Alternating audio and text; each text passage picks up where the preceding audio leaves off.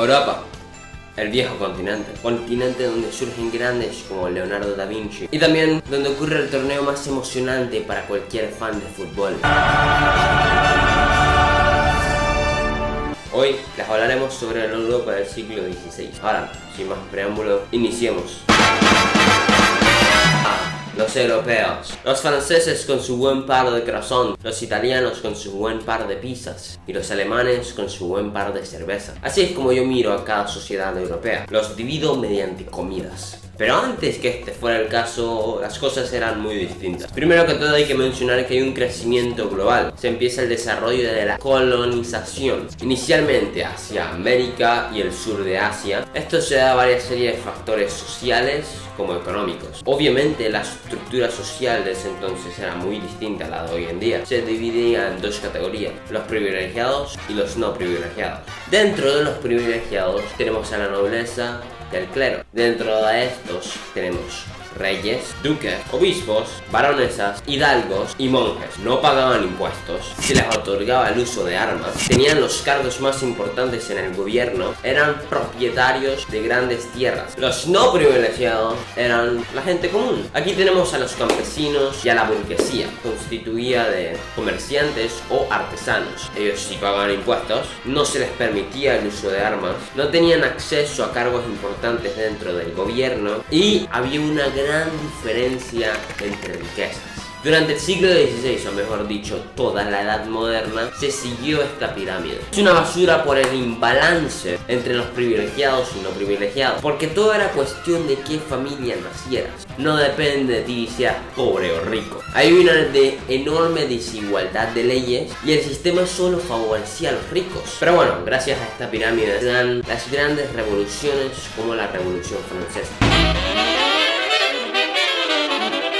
La expansión de la economía de Europa en el siglo XVI marcó todas las actividades económicas, tanto como las agrícolas, las industriales, las comerciales y las financieras. Ejemplos de estos son la organización de la explotación de la tierra y la situación del campesinado que diferenciaron a Europa occidental con Europa oriental. También la producción industrial, que fue el sistema de trabajo a domicilio. En el plano comercial, el sistema crediticio desempeñó un papel crucial en el desarrollo del comercio y las finanzas.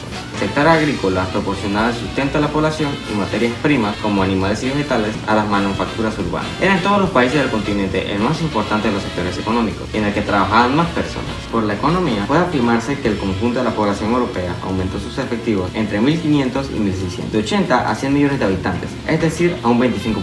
Ocurrió una serie de importantes estímulos. Entre estos tenemos que la demanda creció en este siglo a impulsos del crecimiento poblacional y de la población positiva de la economía, el incremento de las tasas de urbanización, la expansión comercial y los nuevos espacios económicos descubiertos, el amplio desarrollo de las técnicas mercantiles y financieras, las remesas de metales preciosos que llegaron del Nuevo Mundo, que también potenciaron la circulación monetaria y el dinamismo del mercado, y también el papel jugado por el Estado que actuó como consumidor. No hay que olvidar tampoco el papel de la monarquía y de otras instituciones y grupos sociales privilegiados, como la iglesia y la nobleza, como promotores de la erección de grandes edificios, que determinó el impulso de un sector importante como el de la construcción y sus derivados. Todo esto llegamos a que la economía, el dinero de la economía, permitía levantar y mantener ejércitos, financiar guerras, sostener complejas burocracias y en definitiva costear ambiciosos programas del gobierno.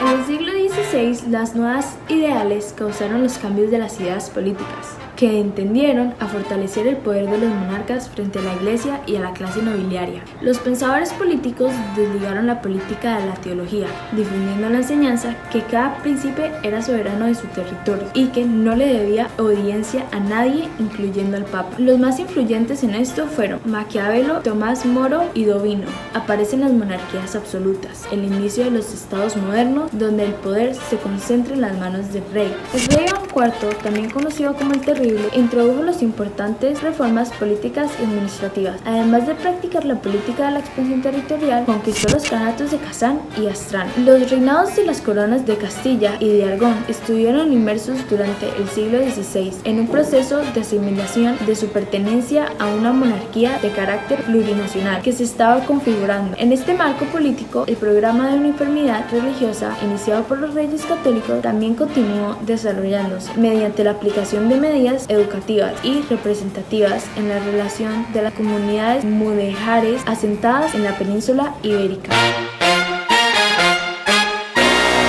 Vieron bastantes avances científicos que hicieron que nacieran nuevos instrumentos y entre ellos están las prótesis, es la que reemplaza un miembro del cuerpo cumpliendo casi la misma función, ya sea una pierna, un brazo, un pie. El microscopio, el primer tipo de microscopio inventado fue el óptico y por último conocido como retrete, que es el moderno aparato sanitario utilizado para recoger y evacuar los excrementos sólidos y líquidos de los humanos. En el siglo XVI se difundió por casi todo Europa el movimiento cultural denominado Renacimiento, que había surgido en Italia. Se caracterizó por la renovación del lenguaje artístico y por la difusión de la cultura clásica. El principal fundamento filosófico se designa con el nombre de humanismo, movimiento cultural de recuperación de la cultura clásica, que consideraba al hombre el centro de todas las cosas y como protagonista de la historia, exaltándose la idea del individualismo. El antropocentrismo humanista se opone al teocentrismo medieval. Se extendió la actitud crítica y se lograron notables avances científicos y técnicos basados en la observación y en la experimentación. Se progresó mucho en el conocimiento del mundo, especialmente en América, llegándose a realizar la primera vuelta al mundo. También en la cultura se pueden hablar de hechos que aún se comentan de hoy en día. Leonardo da Vinci comienza su trabajo en posiblemente el cuadro más icónico de todo el mundo, la Mona Lisa. En 1513, Vasco Núñez de Balboa hace su mayor hazaña registrada, descubre el Océano Pacífico. En 1517 inicia la Reforma Protestante por Martín Lutero.